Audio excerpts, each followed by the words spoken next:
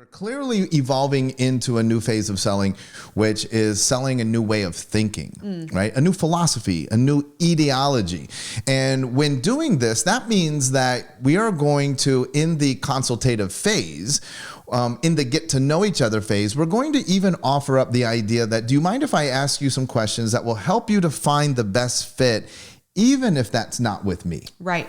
And I think that's also something that's super important. Like, are you willing to even say that? Like, are you willing to say, do you mind if I help you to find the best fit, even if that's not with me?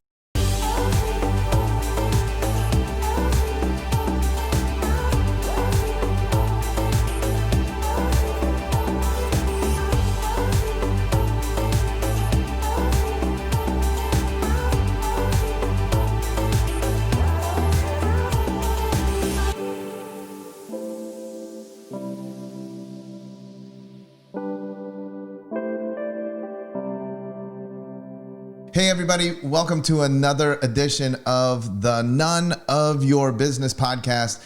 We're super excited to be with you each and every time that we're given the opportunity to come into your earbuds, your car, work out with you, whatever it is that you're doing. We super appreciate you tuning into our podcast. It truly is an honor. My name is Dr. Shawn Dill. This is my beautiful wife, Dr. Lacey Book, the star of the show. Hello. Today we want to talk to you about identifying the problem.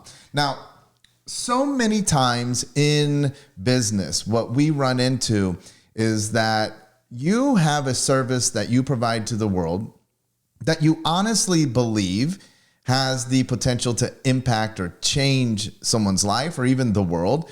You're super passionate about it. And so in marketing and selling your service, you just want to tell everybody about what it is that you do. And oftentimes what happens is people forget that the reality is, the real value is in solving people's problems, not just providing a solution and assuming that everybody has the same problem. That's like a massage therapist who just thinks that a massage will fix everything. You just need a massage. Like, oh, you're stressed, you need a massage. Well, you could have a severe chronic condition that a massage might not fix.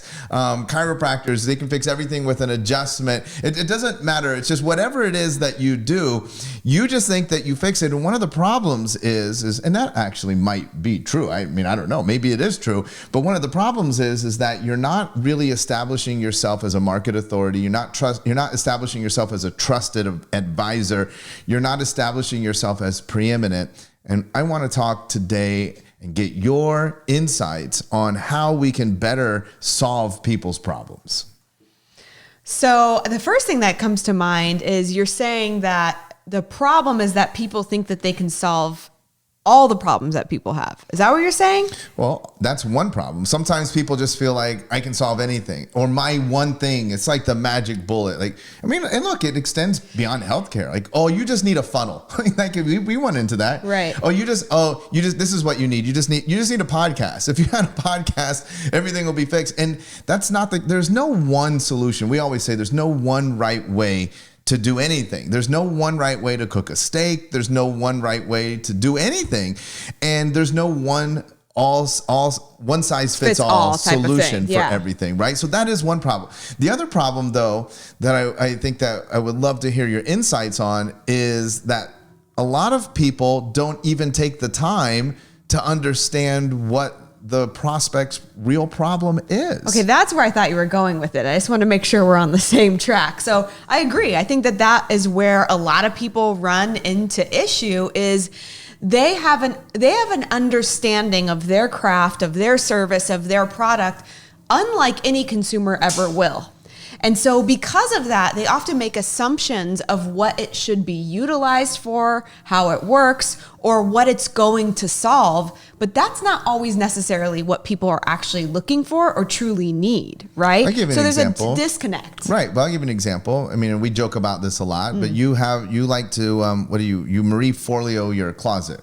Right? Like not Marie Kondo. Marie Kondo your closet, right? Although I would love to Marie Forleo my closet. So you She's Marie cute. Kondo your closet and you go through and you figure out what sparks joy. Sparks joy. Right. Well, my closet doesn't need that. And if I was with Marie Kondo. She might disagree though. She might She say. may, but that's exactly what I'm talking about though. Right. So if I showed up and I was like, yeah, hey, I'm having, issues or whatever it was, I was articulating a problem, and her whole thing was, well, we just got to get your closet organized.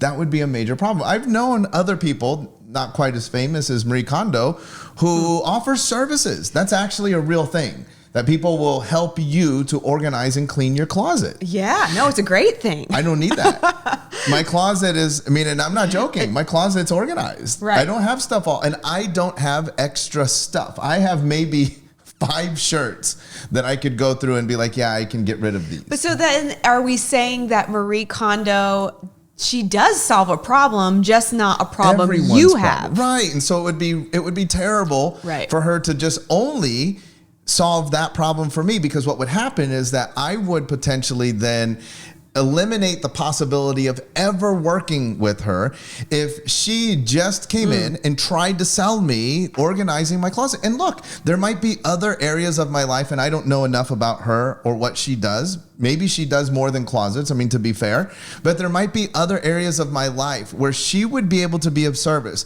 But if she only tried to sell me on this one thing, then this would be an absolute bust for her. Now, it could also be that that's the only thing she does, and I have respect for that too.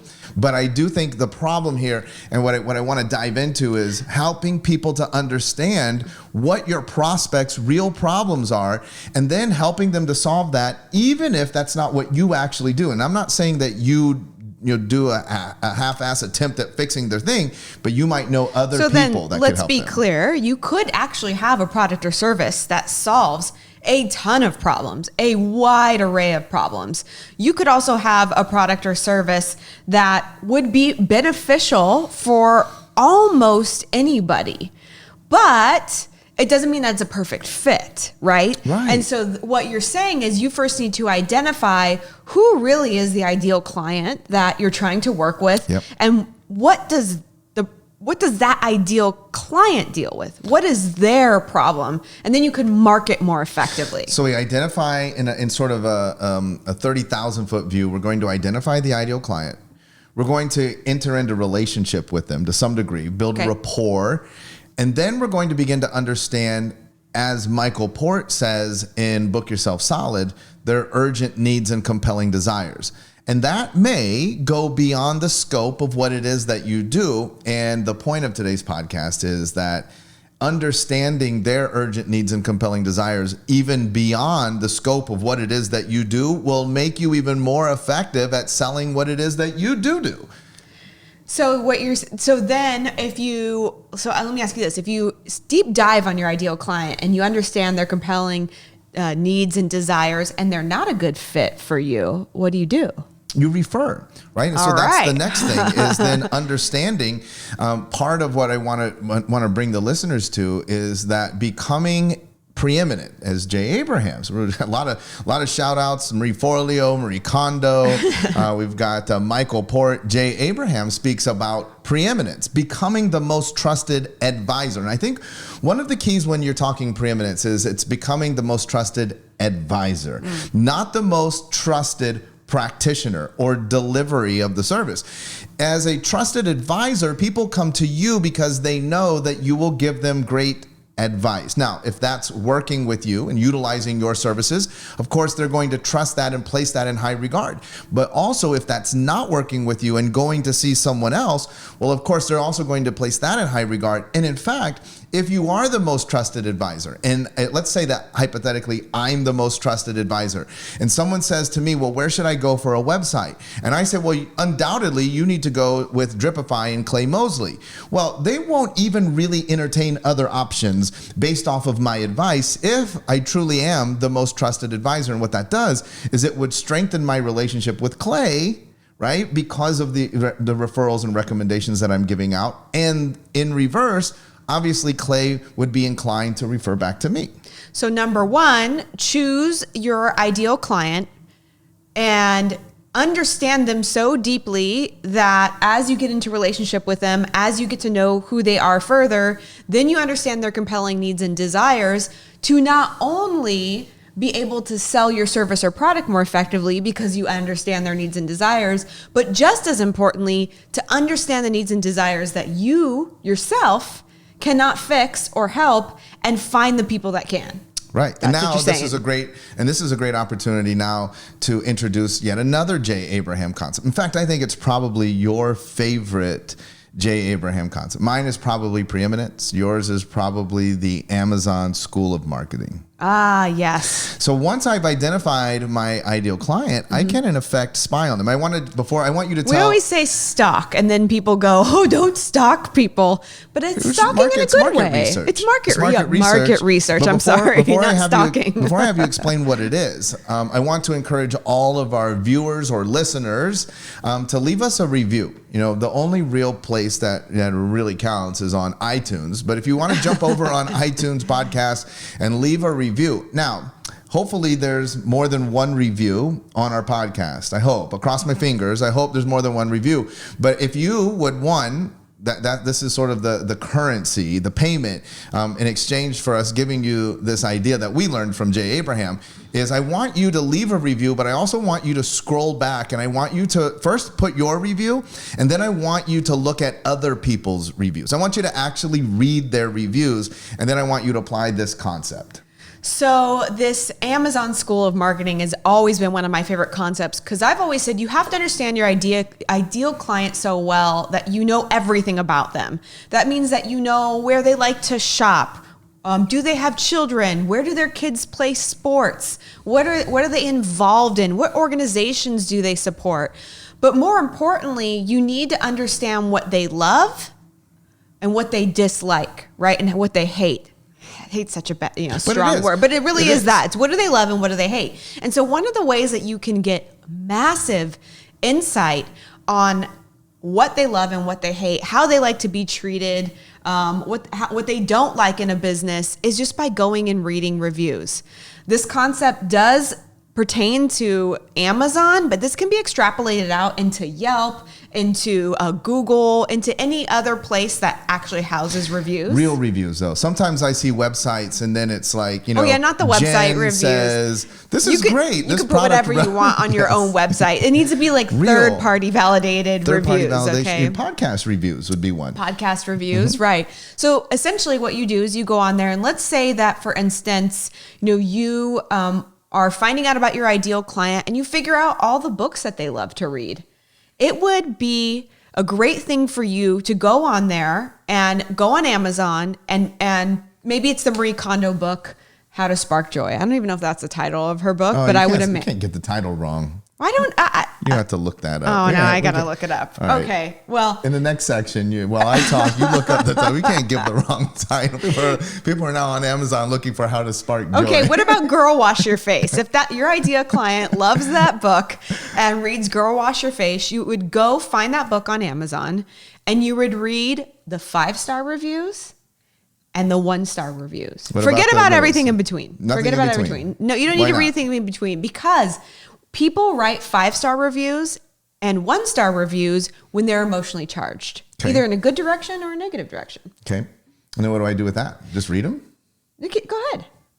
Oh, well, what I would do, first of all, you need to understand, their urgent needs and compelling desires. Number one. Number two, you also need to understand the language. I see. I had to give you time to look up the book. You have to understand the language that they utilize when they talk in an emotionally charged state. I love this book. It solves almost all of my problems, or this book was an utter waste of time because it gave me no real world solutions. It was all theoretical. Now, I'm going to take that languaging and I'm going to use that back in my marketing, but I'm also going to look at problems, other peripheral, other verticals, other problems that my ideal client is looking to solve, because it will help me to build my network. People just have this like loosey-goosey network, like a happen chance network.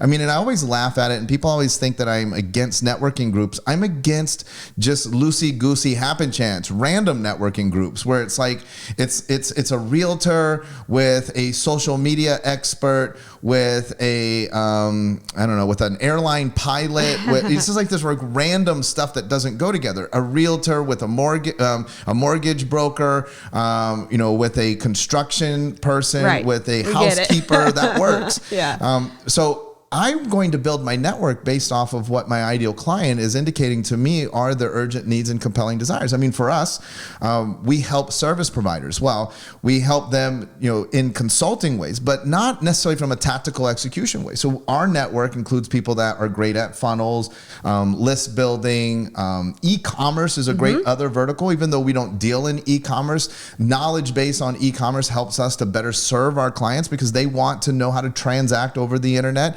Also financial. We help our clients to become extremely wealthy, but then we don't advise them what to do with their money after that. So our verticals and our network is driven by the urgent needs and compelling desires of our ideal clients. So going back to the reviews, give us an example. Like, what would you see and how would you use that in your marketing to connect with your ideal client? Well, I mean, and that's what I asked our listeners, our viewers to do is take a look at our reviews. And then you begin to notice, like, are you an ideal client? Like if you wanted to leave a 1-star review, I hope you didn't do that. But if you wanted to, and you read the other reviews and you're like, I didn't get that from this podcast. Well, you're maybe not an ideal client. You probably are not in Black Diamond Club. You're probably on the sidelines looking in at what it is that we do. And right then you're not a good fit. But if you read the reviews and you're like, oh my gosh, these people are just like me, that the people that love the podcast, then you probably should be exploring our further offerings. Now, what we would do is we would take that data, and even though I said I hope that you don't leave a 1-star review because that personally, you don't feel good about it, but that data is actually very useful for us. It is very useful. If it's honest and forthright and you say, listen, I hate the fact that you guys are always wearing white and black. Well, we would be like, all right, well, we would have to discuss, could we wear red next time? Would we be willing to do that, or would that affect the brand, or would it even worse, would it affect our relationship or our ability to help our ideal clients? And so we utilize that as market research, and we look to figure out what it is that they're looking for. Now, another thing we could do is they might say, I thought it said none of your business, and they didn't talk at all about financial planning, in which case we would bring a financial planner onto the podcast in the upcoming weeks, because that's something that our network can solve. And it would also help us to look better to those people if we were solving their problems through this medium. So that's great as a business owner, that you can utilize the reviews that people are leaving about your business to make it better or consider changing things. But what I'm talking about, for instance, if you were going to go on our podcast and people said things like, listen, we really like Shawn and Lacey because they push us to the limits and make us think differently. If you knew that you serve the same ideal client we did, you could actually use that review as marketing language, right? Where you would say, hey, I have started a podcast that helps to push you to the limits and make you think differently about your business. If that's you, come and listen to my episode. Or maybe you're a speaker and you would say, I want to invite you to hear a presentation that will help you to be the best version of you and truly push you to your limits. Right. And because you've through market research and you've figured out that is something, that's languaging that they themselves use. Yeah. Let's also talk about then, how are we going to navigate? So that's great. Let's say that I figure out that. Wait, I want to give a pro tip though. Oh, okay. You always have pro tips. I gotta give a pro tip, because I think also what's important, this is a great thing that you can do if you're in a profession and you feel like you have competition, maybe in your local area, of somebody that does the same thing as you.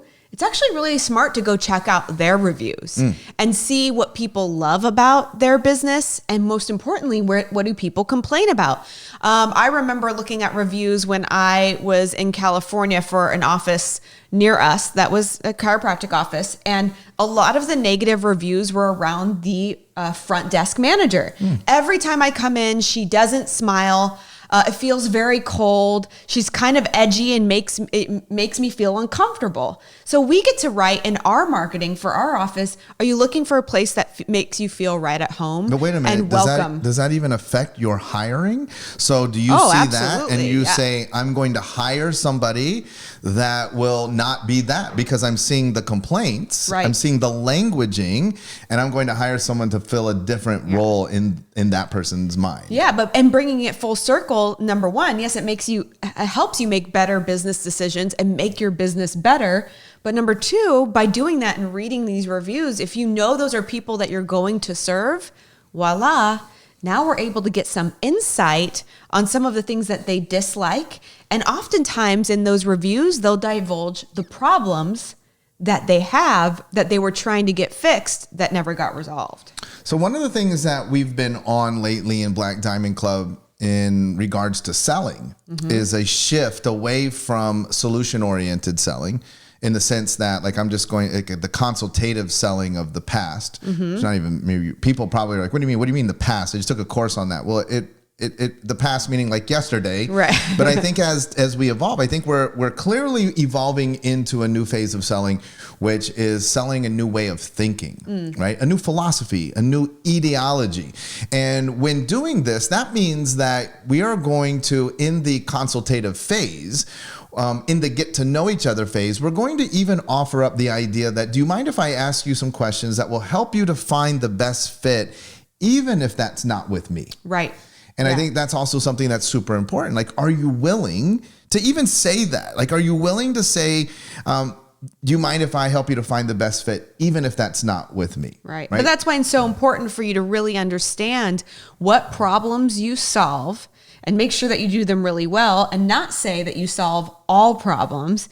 And then know that when you're doing the consultative selling, that when somebody brings something up that's not in your wheelhouse, that you have the right people in place that you've networked with, that you want to build relationships with, that you can refer them over to. So a couple of things that I think are important is to dive into what the problem actually is. So whatever your sales strategy is of mining that information, and we've given you a couple strategies. You could even mine this information through your marketing. But if you are in a sales cycle, like we're actually in a sales cycle, we'd want to uncover what the problem is. We'd also want to uncover how long they've been looking for a solution. This can reveal some things about them, and you will also see this through what Lacey was talking about, where people have maybe say, I've been searching for a solution in a review. I've been searching for this exact solution for 15 years. I've been trying different programs to try and accomplish XYZ for over 10 years until I found such and such a program. And then the next question, the final question, is at what cost, right? And I think, again, when you talk about market research, when we talk about stalking or spying, what is the cost? And I'm not talking just financially. What was the cost emotionally, relationship costs, all of the costs that have been involved, sacrifices that you had to make, right? And once you're able to have all of that information, then you are able to speak to them, sell them, in essence, a solution that may not be with you. And if it's not, it's fine, but it's the best solution for them at that time. And what happens is later on, you may be the best solution for them at that time. And you've left that door open. I feel like that's the new way of transacting business, especially as we come out of this pandemic. People are going to be looking definitely for marketing from a place of integrity, honesty, trust, compassion, helping others. People are going to be looking at sales processes that come from a place of integrity, a sales process that says, and I think everybody enjoys that when somebody says, look, I'm going to give you an estimate, or I would be happy to look at your problem. I will tell you if I could help you. If not, I'll also let you know that. Yep. I love that. I think that that's important. I think that's the direction we need to go. And, I think in selling in general, if you really care about people and you know your ideal client well enough and really truly want to serve them, it's not a far stretch to feel that way or be able to speak that way. I mean, you really truly want to lead with putting that person's best interest at heart. Absolutely. And if you do that, and you understand them and you know what kind of problems they have and you know that you're the solution, oftentimes they're going to be a good fit anyway. Yeah, James made this awesome remix called Solve People's Problems. Right. And that's basically the fundamental premise here. If you can get into the habit of solving people's problems, whether you're doing it or not, referring out to it, find solutions, you will be rewarded financially. They will pay you either now or later, but you will be rewarded financially. And hopefully people will take that to heart. Hopefully people will apply that. I love it. All right, everybody. Make sure that you subscribe to the podcast, leave us a review, check out everybody else's review through the lens of today's podcast. We will be back again with another episode of the None of Your Business podcast very soon.